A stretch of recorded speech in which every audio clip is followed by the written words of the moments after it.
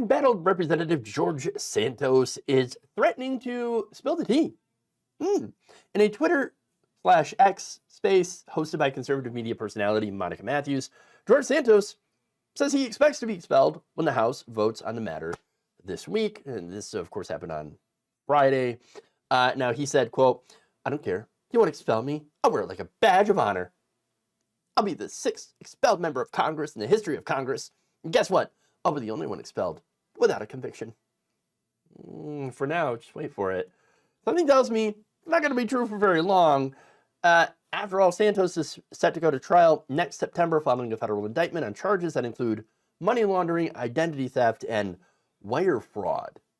So, look, he is though expected to get kicked out of Congress before that happens.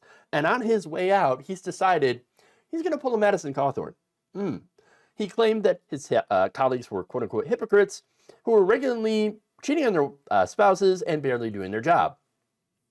Well, I mean, one we can verify right now. Are they barely doing their job? Yes. Congress goes on vacation for like over half the year.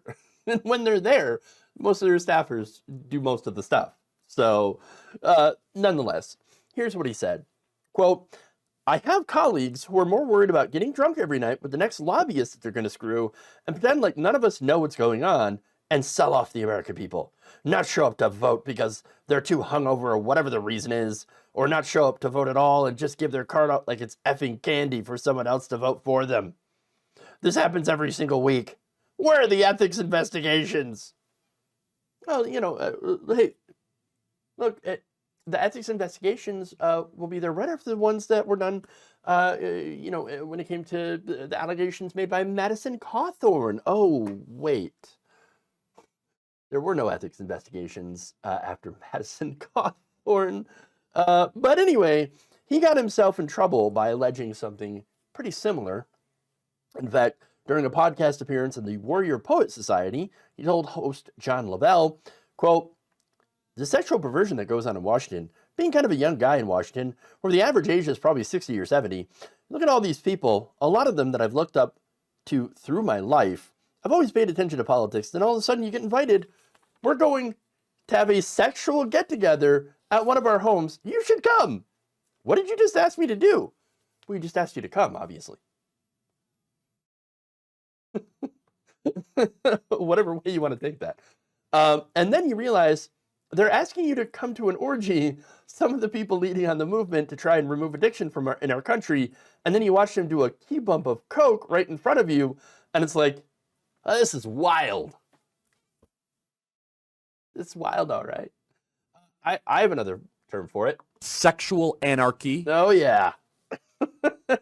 Look, Cawthorn, he says all that. And then, oops, suddenly there's compromising pictures of him and he loses his re-election bid. Not a coincidence. Look, the fact that they went so hard on him tells me it's true, all of it. All of it. So now the irony here is that this is the first time that I believe Santos has actually said something remotely true. Now, is anybody going to believe him? No, because he's a liar. He's lied about pretty much everything else.